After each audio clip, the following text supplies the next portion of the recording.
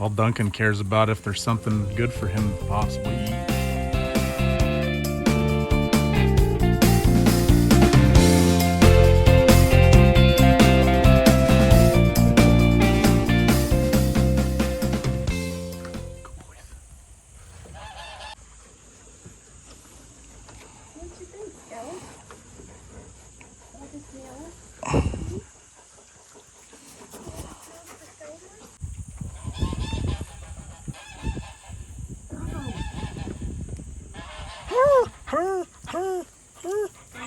Go on, Briggs. The last time I rode him, he was scared of the storm shelter. Yeah.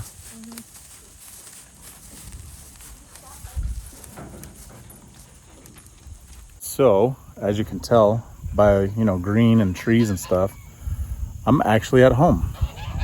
And there's my family. We got Taylor. Whoa. Mama.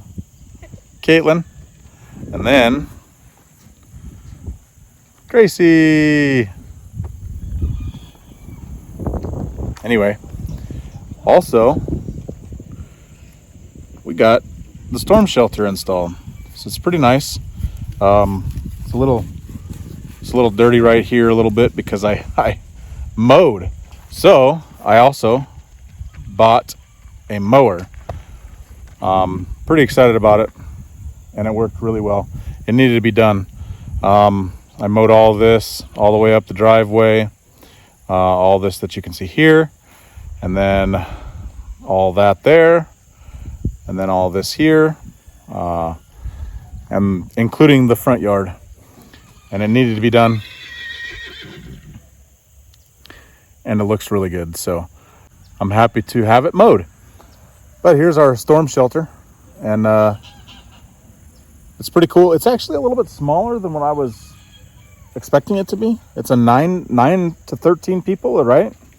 9 to 13 people. So it latches, and it can also lock, which is kind of weird to me.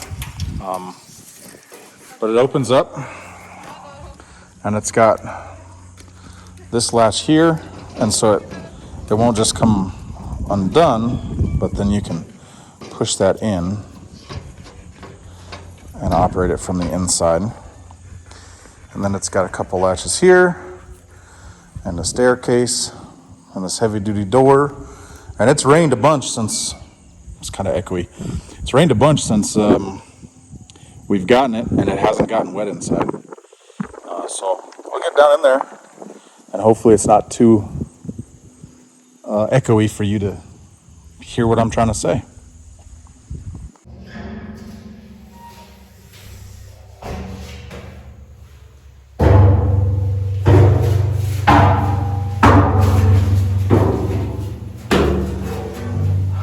So this is it.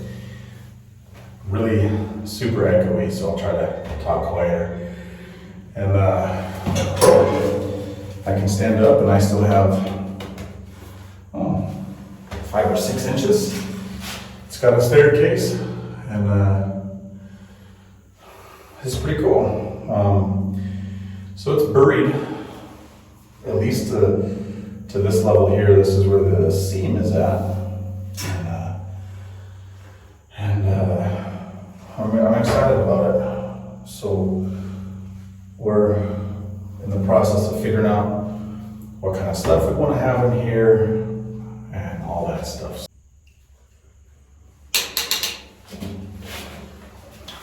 There's a spider I had to kill. I've also never shut the door since I've been here, so I'm gonna shut the door, see what it looks like.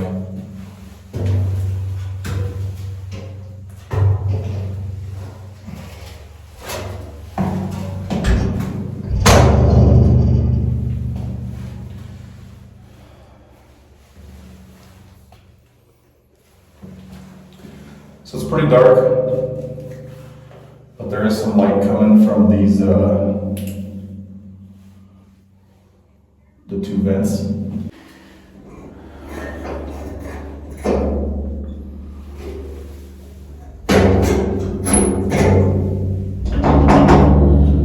has those to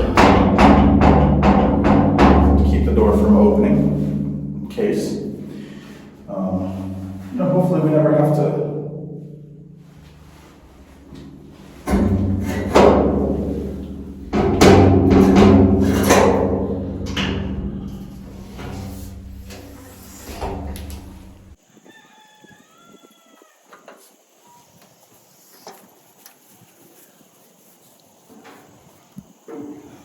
What do you think?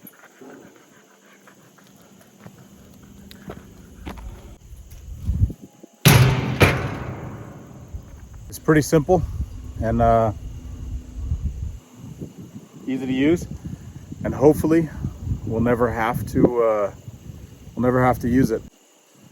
I showed you in there the line that it was buried to, and that's about where they dug it to, but then obviously it's buried higher with the dirt that they removed from the hole itself, and then they just use that to backfill up against it. That'll settle some, obviously, and I think we'll probably plant some flowers or something on this just to make it look nicer. It needs some work, and there's some rock in there and everything like that, which is really weird. There's rock here, everything's green and lush and pretty, but there's rocks. And there's rocks because we live in the mountains. And it's weird for me to say mountains coming from Colorado, because in Colorado we have real mountains, and not that these are fake mountains. It's just Colorado, the mountains that we have there are, we've got, Colorado has the most 14ers out anywhere in the country, 14,000 foot or higher. And so to say that we live in the mountains here, and I don't even know what the highest point in the state of Missouri is. I knew at one time, but I don't know what it is now. So, but it's definitely not high. And you figure our old house, just that property itself sat at 6,200 feet above sea level. And I don't think there's a place in the whole state of Missouri that is that high. And, Denver's touted as the mile high city. So, elevation wise, Colorado is a lot higher. But we live in the mountains nonetheless. And it's really nice to live in the mountains. Jamie and I were kind of laughing about it. And I always said I wanted to live in the mountains. That was been a dream of mine for ever. And I guess God's got a way of working things out, because I live in the mountains. Not the mountains that I had thought, but I still live in the mountains nonetheless. So I live in the Ozark Mountains instead of the Rocky Mountains. Still mountains. I got something over here I wanted to show you guys really quick and get your opinion on. So we're walking over here to what is the hayfield. We've got this hayfield. They told us it was 15 acres. I did kind of a Google Maps and a perimeter search, and it was closer to 13-ish acres, but that's all right. Doesn't really matter. And Jamie and I have maybe a little bit of a difference of opinion. It's fall and she's a little chilly, and she's wearing her Chosen. If you haven't seen that, it's a great series. So this is the hayfield, and you can see it's overgrown and a lot of stuff has come to seed. It should have been grazed or cut. I don't know if you can see, yeah, you can see it. So right there, if it'd focus on that, yeah, there, that's the fence line, and it goes up basically where those trees go. And actually, I think it goes even past those trees right over there. And then it goes just to the other side of those trees. We've gone back and forth on it. I think the guy who lived here before us said he was getting like 65 bales, large rounds. I don't know what they weighed, but they were 4x5s, he said, right? Yeah. 4x5 large rounds, 65 a year. And the way he said he did it was he would cut it once in like late spring, I think. And then he would graze it the rest of the year. And he'd, over in the barn, he'd put the hay that he cut, which is great. And and we've thought about doing that. But it's like right now, it's just kind of going to pots because nothing's been grazing it. We don't have cattle yet here. We've got the 4 milk cows, but they're still in Colorado, and we've got the goats. The problem is this is not goat proof. And so my goal is to do managed grazing. And with managed grazing, you don't have to necessarily have hay. And the other thing that we've really found is that hay here is super inexpensive. We've got 8 bales of hay sitting up there that we bought, and they were 35, 40? It was $460 with delivery. With delivery. So what is that? $45 a bale. And what do you say they weighed? Close to 1,000. So right around 1,000 for 45 bucks. Colorado, that same bale of hay last year, we were paying, the most we paid was 150 for a round bale. No, we got the bigger ones. They were like 1,800 pounds for like $245. Oh wow. Yeah. Well, but the ones that the ones that were similar to this in size were about 150, right? A bale. Like 185. Wow. Okay, so I was off. Apparently I didn't know how much we spent on hay last year. Anyways, and right now in Colorado, I can't find round bales to feed the cows. So I'm feeding square bales in a round bale feeder. I've got it down pretty good. I'll put a clip in on how I do it. It's 180 bucks a bale. So 45 or 180 bucks. The only reason why the cows aren't out here yet is because we don't have a stock trailer to bring them out. Right. So we'll be looking to see if maybe somebody could rent us one for a longer weekend, or I don't know, multiple trips. I don't know. Yeah, we've gone back and forth on it, on what to do to get the cows out here, but we definitely want the cows out here because they could be eating this right now. And so my thought is that we do have a hay field. We've got it sitting right behind us. The only difference for us is the hay is still standing up. And if we do managed grazing and we don't overstock it, we can have pretty much year-round grazing. There's people here in Missouri, even north of us, northern Missouri, that it obviously gets colder than it does here, who graze pretty much year-round. And they do bring in some hay, just in case, the ground is, if there's a heavy frost or some heavy snow, then they'll roll out a bale of hay. But generally, even in the wintertime, because of the managed grazing throughout the summer, they have enough winter stockpile. There's a guy by the name of Gabe Brown. I probably mentioned him in videos before. He's in North Dakota. It's a lot harsher in North Dakota than it is here. And I think in 2016, he said a total of 45 days he threw hay out to his cows. And he was running 400 steers and another 300 cow-calf pairs. So, that's a lot of mouths to be feeding through the winter that he only threw hay for 45 days. Again, because of managed grazing. That's my goal, is I want to manage the grazing. I want to graze them strip grazing or whatever we find that works the best for us, and I want to give that a shot. I'm not against haying necessarily, but I want to give it a couple years of grazing before we make the decision to hay. And then we'll bring in some hay. Primarily because we have very picky goats who do not like to be wet. Oh yeah. And there's been several days here where they wouldn't leave the barn. So we finally got some smaller bales in, which are easier for the girls and I to deal with, especially since we don't have the tractor. So I don't know why they can't just pick up one of them big bales on their shoulder. We tried. So yeah, we've got the small bales for the goats and the horses, because horses are a lot harder on the ground than cows or goats. So well, and you guys might know the difference between a ruminant animal as opposed to an animal that has hot poop. And so ruminant animal, they have the chambered stomach. Cows have it, and they chew their cud. And so goats chew their cud, cows chew their cud. You've probably seen deer and stuff like that.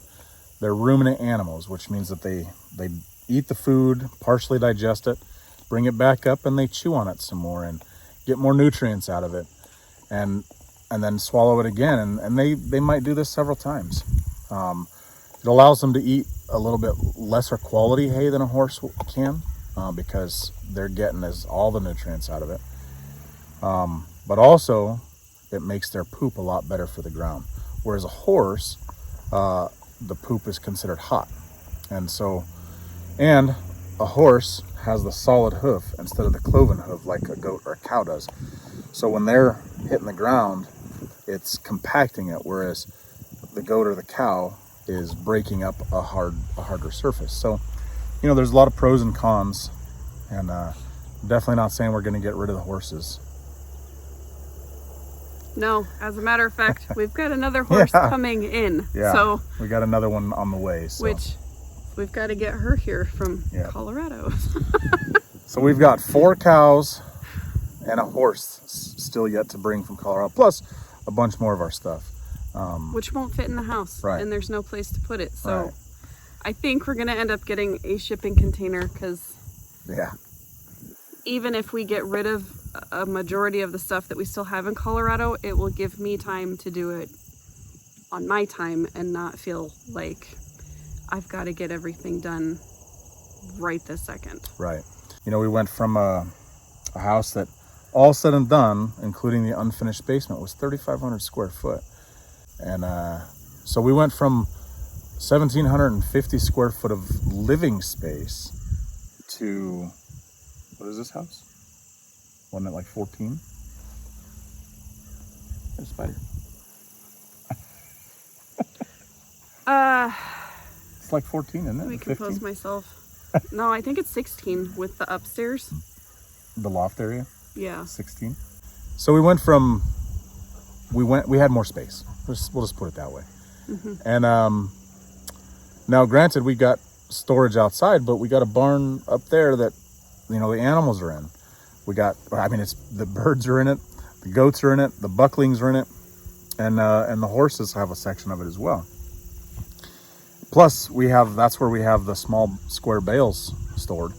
And my goal was that I was going to put the lawnmower in there, and that's not going to happen. There will be room. I just need to make permanent goat pens, right? Goat stalls, and not just have panels. Right. Right now it's together cattle panels and everything like that. Whatever we had. Then we've got the other barn, the milk barn, but again, it's not designed to have equipment in it, and it's not secure enough to keep the goats in there just yet. Of course. So the storage container might be something that we're going to have to truly look into and get that figured out. Well, and there's other uses for those storage containers too, so it's not like it won't be useful once I go through everything and decide what we need to keep and what we're not. So walnut. We got walnut trees. If you never had walnuts, or if you don't know anything about walnuts, they are the most dangerous thing ever. The only walnuts that are left on the trees right now are at the very, very top, and they just, without warning, give way, and then they fall and they hit the ground. Or the house. Or the house. They're right next to the house. Right. Not sure who planned that, but... Right. It's weird. We're not used to any of this stuff, so... anyways, I think we're gonna turn the hayfield into grazing. But for all of our viewers, there's 30 of you right now. Or that is including family, I'm sorry. And her, she's a subscriber. And I'm a subscriber on my personal as well. So, what are your guys' thoughts? Should we leave it a hayfield or should we graze it? Shoot us a comment and tell us what you think. This is my last day here, which is a bummer. I really haven't done any filming this trip. I've just tried to enjoy everybody, and we got some new furniture. We went to go get a chainsaw, and a weed eater, and ended up getting Jamie some furniture. So, and maybe made a plan on redoing the kitchen and maybe the bathroom. So we'll see. I did clean the gutters out though, which we should have filmed. Desperately needed to be done, and we should have filmed it. Yeah, I think we're planning on another trip beginning of December. Which hopefully I can work it out to where the cows can come with him, but I don't know. Yeah. So we'll have to wait and see. We'll see. So thanks for watching. It was a quick video. We appreciate you watching. We appreciate your support, and hopefully you can like the video and subscribe if you're not subscribed, and share our videos with your friends and family, and help us grow and build our ranch. I'm watching the goats over here, and I think they should be in the barn. They're pretty sissy goats. I'll show you. So whenever they're walking the fence line like that, it's them telling us they're ready to come inside and be put up. Even though it's only 3:45. It got cold. The clouds moved in. Yeah, it's chilly out. Yeah. And it got cloudy and overcast. I think there's a storm front moving in tomorrow, right? Yeah, it's gonna rain Wednesday and Thursday. But anyway, that's the goats' way of telling us they're done being outside and it's time to be brought inside. And that's their protest. And that is the milk barn. This is the milk barn. So this tarp was already on here. That'll probably come off. And it's got this series of pins over here. Obviously they're all overgrown. Hence the trimmer that I was gonna get. But we'll get that. And so it comes up into here. Oh, something was getting in here. So I'm not sure. I haven't spent a whole bunch of time, but there's electricity out here. And I think if we can get some tin and put it up on this side, somebody has started putting tin up here, but if we can get some tin and put it up on this side, and maybe put it up on this side as well, over here, we can make this pretty well a good shelter. I mean,